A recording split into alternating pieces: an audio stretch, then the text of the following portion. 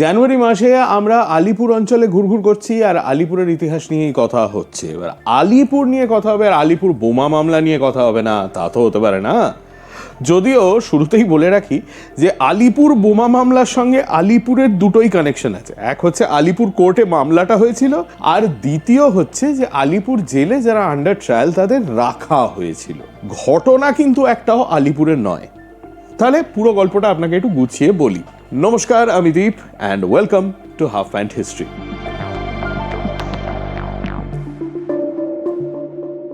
এই গল্প শুরু হচ্ছে আজ থেকে ১২১ বছর আগে। ভারতের বড় লাট তখন কার্জন, এবং তিনি নেন একটি ঐতিহাসিক সিদ্ধান্ত। বেঙ্গল প্রেসিডেন্সিকে ভাগ করে দেওয়া হবে। অফিসিয়ালি কারণ বলা হয় এর ফলে অ্যাডমিনিস্ট্রেশন আরও ভালো হবে, কিন্তু বাঙালি বুঝল যে এটা হচ্ছে ডিভাইড অ্যান্ড রুল, কারণ রাজ্যকে ভাগ করা হচ্ছে ধর্মের ভিত্তিতে, পশ্চিম হিন্দু, পূর্ব মুসলমান। এর উত্তরে যেমন স্বদেশী আন্দোলন শুরু হয়েছিল, তেমনই শুরু হয়েছিল বিপ্লবী আন্দোলন। ইংরেজদের যে শুধু অহিংস উপায়ে ভারত থেকে বার করা যাবে না, এটা তখন অনেক বাঙালি বিশ্বাস করতেন। তাঁদের মধ্যে ছিলেন অরবিন্দ ঘোষ। বিলেতে লেখাপড়া করে ICSA কাজ করার সুযোগ ছেড়ে দিয়ে অরবিন্দ তখন ভারতে ফিরে চাকরি শুরু করেছেন বরোডায় কলেজে তিনি পড়াচ্ছেন। সেখানে থাকাকালীনই তার আলাপ হয় বাল গঙ্গাধর তিলকের সঙ্গে। তিলক তার আলাপ করিয়ে দেন মারাঠি স্বাধীনতা সংগ্রামীদের সঙ্গে, এবং অরবিন্দ বোঝেন যে বাংলায় একটি গোপন বিপ্লবী সংগঠনের কতটা প্রয়োজন। অনুশীলন সমিতি ছিল সেই সংগঠন। বঙ্গভঙ্গের ৩ বছর আগে ১৯০২ সালে তৈরি হয়ে গিয়েছিল অনুশীলন সমিতি। অরবিন্দ এবং তার ভাই বারিন জড়িয়ে পড়েন এই দলের সঙ্গে। ১৯০৬ অরবিন্দ ফিরে আসেন কলকাতায়। সেই বছরের মার্চ মাসে বারিন ঘোষ, অবিনাশ ভট্টাচার্য এবং ভূপেন্দ্রনাথ দত্ত শুরু করেন যুগান্তর পত্রিকা এবং তার ইংরেজি কাউন্টারপার্ট বন্দে মাতরম। এই সাপ্তাহিক পত্রিকা দুটির মাধ্যমে তারা চেয়েছিল অনুশীলন সমিতির বার্তা বাংলার তরুণদের মধ্যে ছড়িয়ে দিতে। বাংলার তরুণদের তৈরি হতে হবে সশস্ত্র বিপ্লবের জন্য, তাদের শরীরচর্চা করতে হবে, অস্ত্র শিক্ষা করতে হবে, এবং তবেই তাদের হাত ধরে দেশ স্বাধীন হতে পারবে, এই ছিল তাদের বিশ্বাস। ৩২ নম্বর মুরারিপুকুর রোডে অরবিন্দ এবং বারিনের বাবা কৃষ্ণধন ঘোষের একটি বাগান বাড়ি ছিল। দুই ভাই এই বাড়িটিকে বানিয়ে ফেলেন বিপ্লবীদের আশ্রম। এখানেই ১ ডজনেরও বেশি ছেলে থাকত, খেত এবং ক্লাস করত। তাদের রোজ বেদ, উপনিষদ, গীতা তো শেখানোই হতো, তবে তার সঙ্গে সঙ্গে দেওয়া হতো অস্ত্র শিক্ষা এবং শেখানো হতো কিভাবে বোমা তৈরি করতে হয়। ১৯০৭ সালে হেমচন্দ্র কানুঙ্গ প্যারিস গিয়ে শিখে এসেছিলেন বোমা তৈরি করার উপায়। নিজে যা শিখেছিলেন সেসব একটি বইয়ের আকারে উনি লিখে রেখেছিলেন, যার একটি কপি পরে এই বাগানবাড়ি থেকেই পুলিশ খুঁজে পায়। তাছাড়াও ছিলেন উল্লস্কর দত্ত, যিনি নিজের চেষ্টায় বোমা বানানো শিখেছিলেন হাওড়ায়। মুরারিপুকুরের বাগানবাড়ি বিপ্লবীদের আশ্রমের সঙ্গে সঙ্গে হয়ে উঠল বোমা বানানোর কারখানা। ১৯০৭ সালের শেষের দিকে উল্লস্কর দত্ত বলেন যে তিনি এমন জোরালো একটি বোমা বানাতে পারেন যা দিয়ে একটা ট্রেন উড়িয়ে দেওয়া যাবে। বিপ্লবীরা টার্গেট করে বাংলার লেফটেন্যান্ট গভর্নর অ্যান্ড্রু ফ্রেজারকে। প্রথমবার চেষ্টা করেন উল্লস্কর নিজে। লাইনে ডায়নামাইটের মাইন বসালেন চন্দননগর আর মানকুণ্ডু স্টেশনের মাঝখানে, কিন্তু বিফল হলেন। দ্বিতীয়বার চেষ্টা করলেন প্রফুল্ল চাকি, বিভূতিভূষণ সরকার এবং বারিন নিজে, এবারেও বিফল। ফ্রেজারের ট্রেন অন্য লাইন দিয়ে চলে গেল। এরপর চন্দননগরে মেয়রের বাড়িতে একটি বোমা ফেলা হলো, কিন্তু সেই বোমাটি ফাটল না।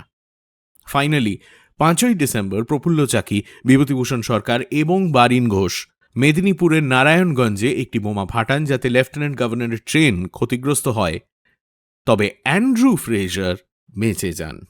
১৯০৮ সালে জানুয়ারি মাসে উল্লস্কর আরও জোরালো একটি বোমা তৈরি করেন।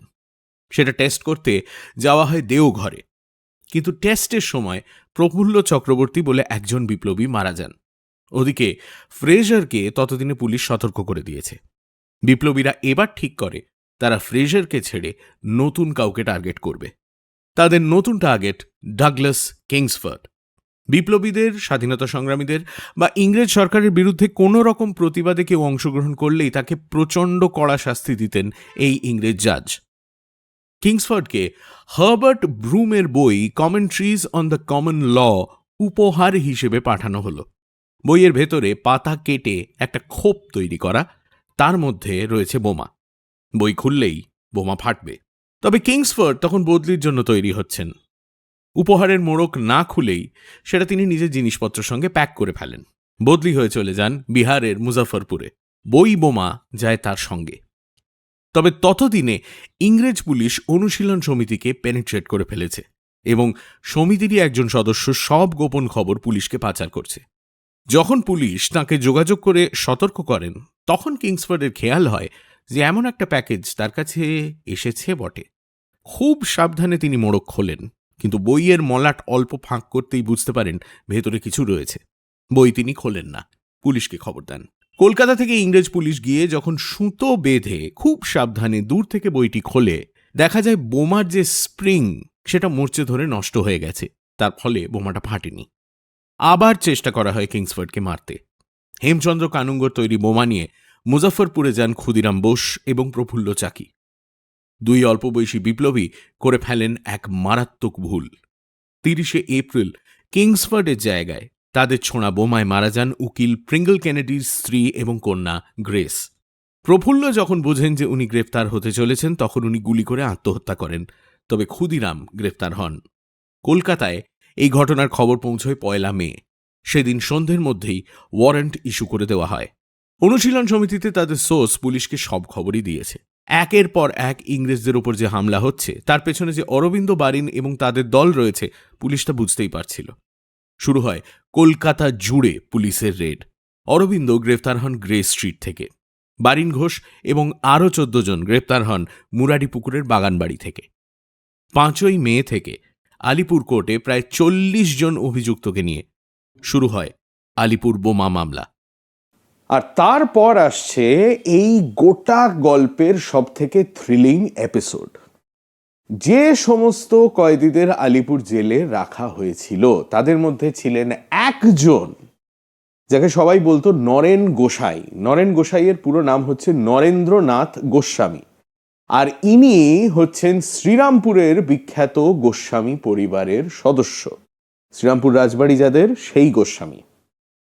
এবার নরেন গোসাই, অরবিন্দ ঘোষ তার স্মৃতিচারণে লিখছেন যে জমিদার বংশের ছেলে, তিনি প্রচণ্ড আরামে আয়েসে বড় হয়েছেন, কৃচ্ছ সাধন টাধন জীবনে কোনোদিন করেননি।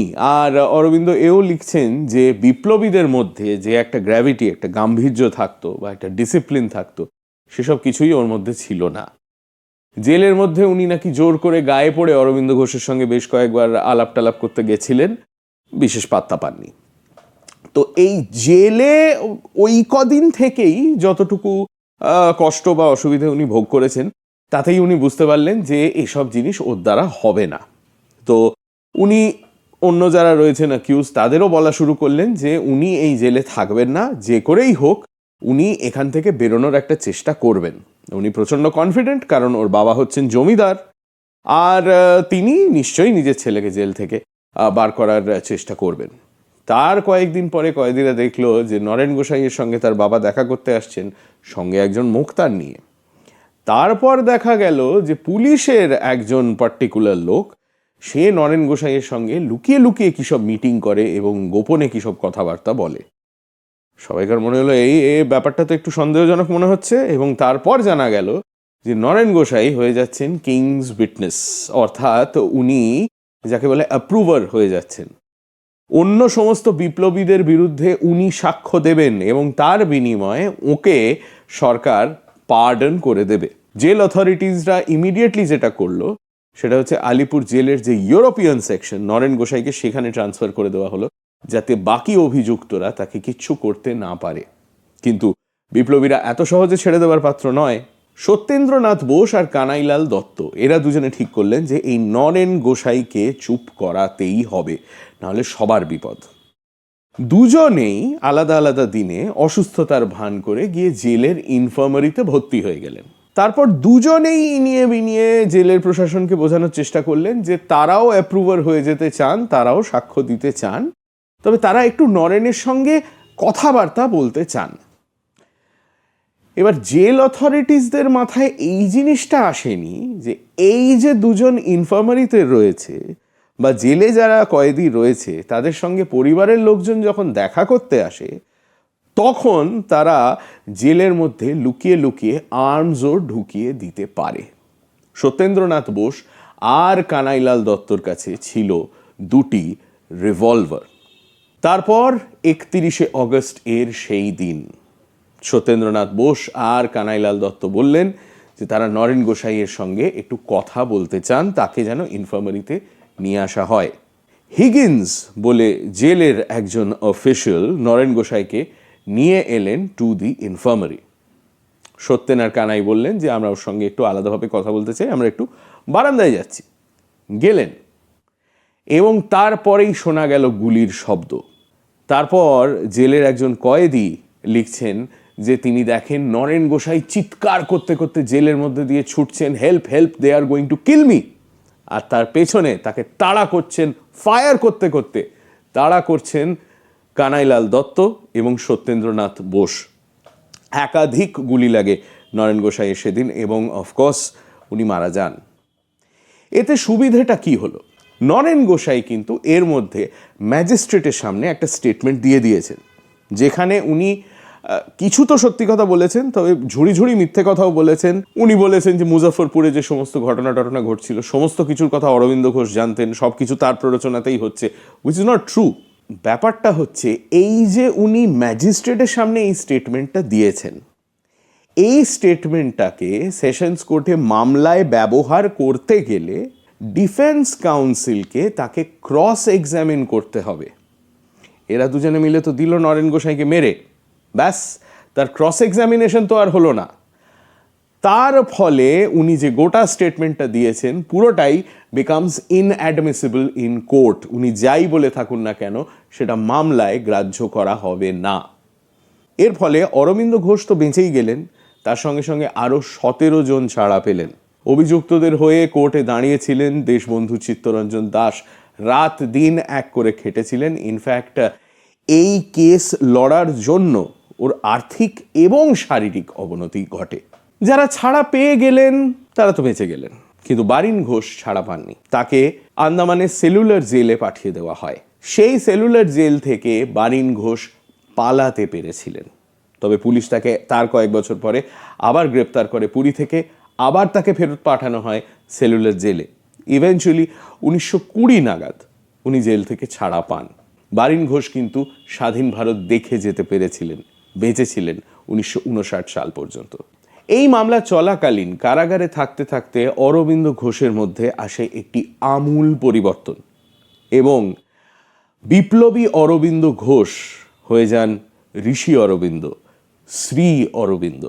রাজনীতি থেকে তিনি অনেক দূরে সরে যান, ইভেনচুয়ালি চলে যান পন্ডিচেরিতে, সেখানে শুরু করেন একটি আশ্রম এবং তার জীবন একেবারে অন্য একটি পথে চলে যায়।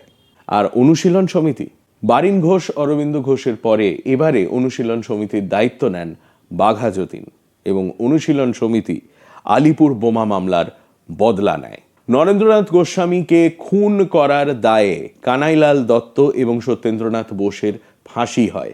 সেই মামলায় কানাইলাল এবং সত্যেনের বিরুদ্ধে লড়েছিলেন এক বাঙালি উকিল যার নাম আশুতোষ বিশ্বাস। 1909 সালে অনুশীলন সমিতি হাইকোর্টের ভেতরে আশুতোষ বিশ্বাসকে গুলি করে মেরে ফেলে। Shamsul Alam, deputy superintendent of the Bengal police, যিনি এই আলিপুর বোমা মামলা তদন্ত করেছিলেন নরেন গোসাইয়ের সঙ্গে, যিনি বারবার মিটিং করতেন আলিপুর জেলে, 1910 সালে তিনিও মারা যান অনুশীলন সমিতির হাতে। সেই একই বছর নরেন ব্যানার্জি, সেই পুলিশ ইন্সপেক্টর যিনি ক্ষুদিরামকে গ্রেপ্তার করেছিলেন, তিনিও অনুশীলন সমিতির হাতে মারা যান। বিপ্লব চলতেই থাকে। আর বিপ্লবীদের আতুরঘর মুরারিপুকুরের সেই বাগানবাড়িটা আজ কোথায়? তার খোঁজে আমি গিয়েছিলাম বাগমারির ভেতরে মুরারিপুকুরে। তবে গত 100 বছরেরও বেশি সময়ে এই জায়গাটা এতটাই পাল্টে গেছে যে সেই বাগানবাড়ি আজ আর খুঁজে পাওয়া সম্ভব নয়। স্থানীয়রা একটি জায়গাকে বোমার মাঠ বলে ডাকেন। আমি আন্দাজ করছি যে এখানেই হয়তো একসময় ছিল কৃষ্ণধন ঘোষের সেই বাগানবাড়ি। তবে আজ সেখানে মাঠটাও বাকি নেই, সবকিছুই ঢেকে গেছে বিস্মৃতির ধূসরে। আজকের এই ভিডিওতে ব্যবহার করা সমস্ত সোর্সেস, তথ্যসূত্রের তালিকা ভিডিও ডেসক্রিপশন এ রয়েছে। আপনি যদি নিজে আরও লেখাপড়া করতে চান বা আমাকে ফ্যাক্ট চেক করতে চান। তো এই ছিল আলিপুর বোমা মামলার গল্প। কলকাতার ইতিহাসের ব্যাপারে এরকম আরও অনেক গল্প যদি আপনি শুনতে চান তাহলে ইনস্টাগ্রামে ফলো করুন আর ইউটিউবে সাবস্ক্রাইব করুন টু হাফ প্যান্ট হিস্ট্রি। আমি দীপ, পরের ভিডিওতে আবার দেখা হচ্ছে। নমস্কার।